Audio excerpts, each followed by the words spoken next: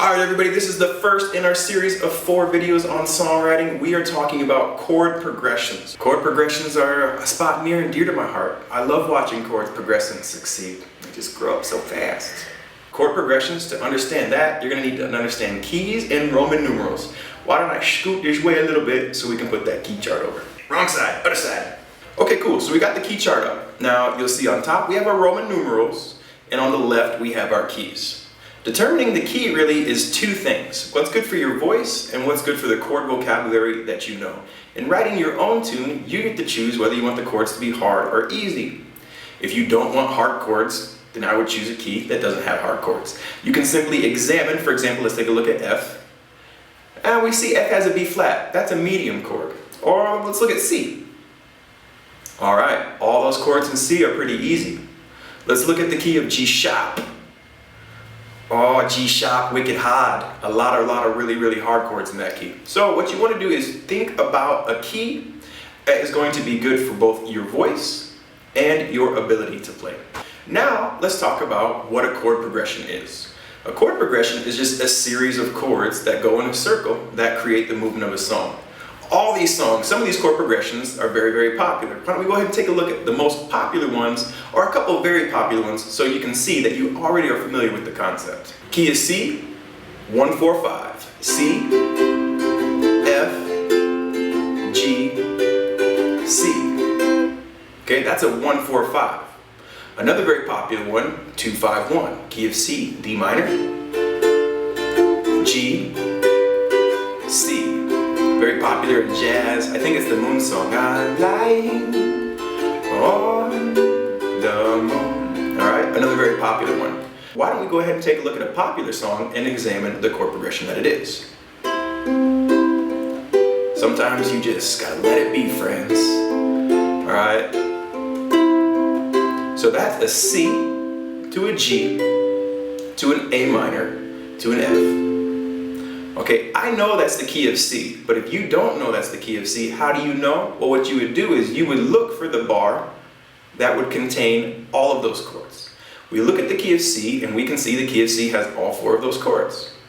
We look at our C chord, and we see it's in the first column, or the 1 chord. Our G chord is a 5 chord. A minor, the 6 chord, and F is the 4 chord. Okay, so that is a 1, 5, 6, 4 in the key of C.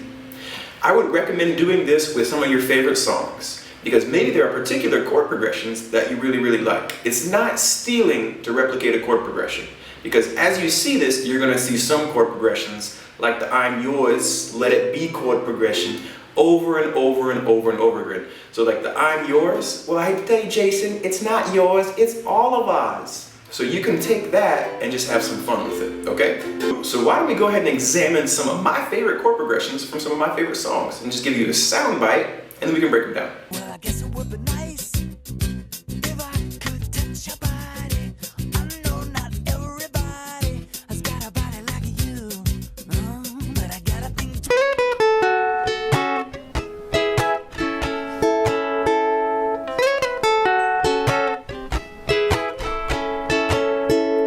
We don't believe. Dear Slim, I wrote you, but you still ain't calling. I left my cell, my pager, and my home phone at the bottom. I sent 2 letters back in autumn. You must not have got them. There probably was a problem at the post office or something. I am an old woman named after my mother. My old man is another. Child is grown old. How do you write a chord progression? Well, after you've determined a key, and after you've determined maybe some chords that you like, you can just start to experiment. All these Roman numerals have potential. There are books on chord progression so you can see examples. Again, a great example is to examine some of your favorites, and every now and then you get caught off guard by something you've never seen before. You want to write a 2-chord song?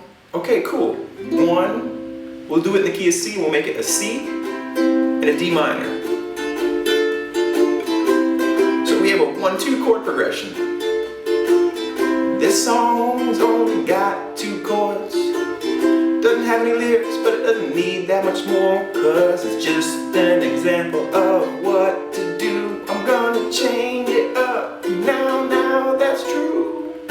It's another thing too. You can mix chord progressions within a song when you're writing your own tune. Don't feel like you need one chord progression for the whole tune. You're going to see that a lot as you're examining some of your favorite songs, okay? Why is that? Well, because that creates movement, that creates interest, and it creates dynamicism.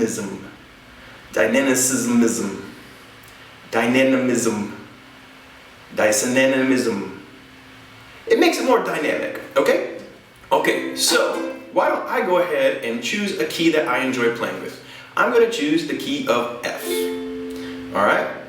Well, let's look at all the chords in the key of F. We have F, G minor, A minor, B flat, C major, and an E diminished. But we're not going to worry about that diminished chord too much, as that's more of a passing chord and not really a chord that you want to sit on and play for a long time. Okay?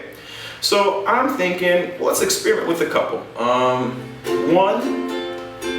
2, 5, 1. I like that. 1, 2, 5, 1. Okay, I like that, but maybe I'm gonna mix it up and try 1, 3. Okay, that's cool. To the 2, interesting. To the 5. Alright, so you can see in just 2 seconds, by taking those chords in those keys and mixing them up, I had some fun and I created something that I enjoyed.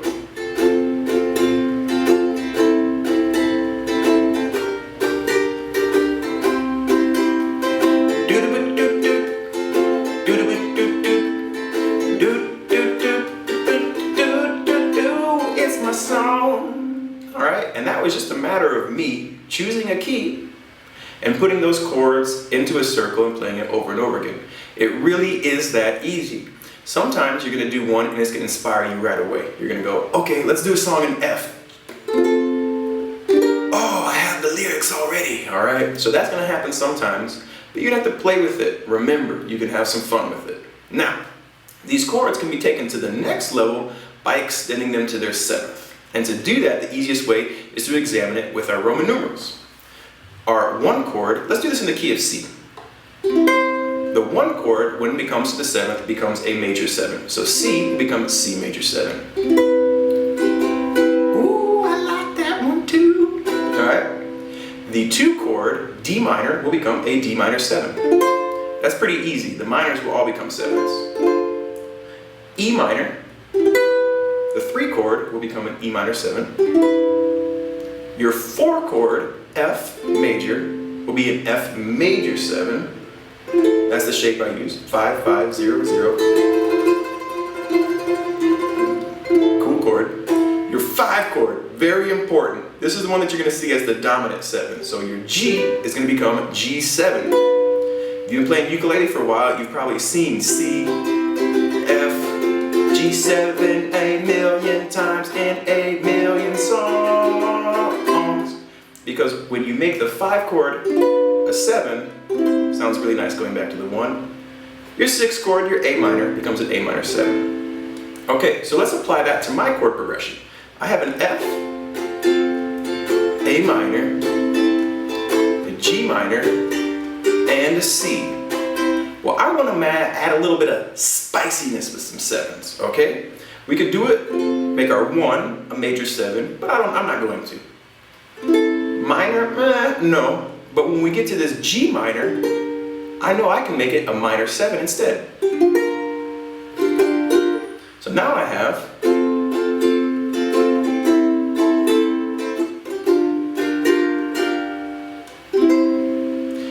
but that's my C chord, which on our chart we can clearly see is our 5 in the column of Roman numerals. So I can make that a C7.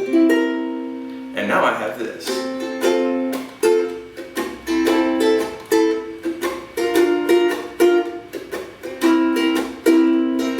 Alright, that sounds a little more like my style, alright?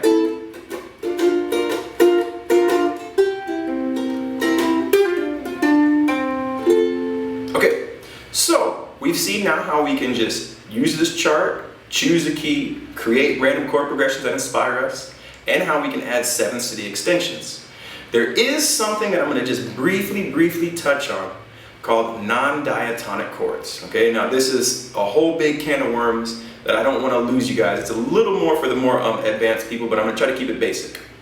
Your minor chords, sometimes if you want to, you can feel free to make them major. You can borrow chords from other keys.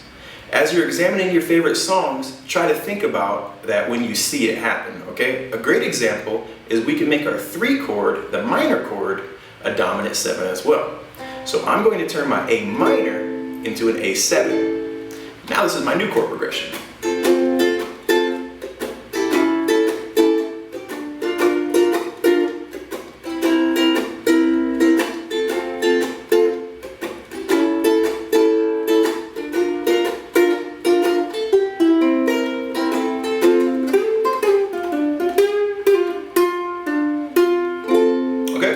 Now, so that's just one example. I'm going to give you that one tasty one.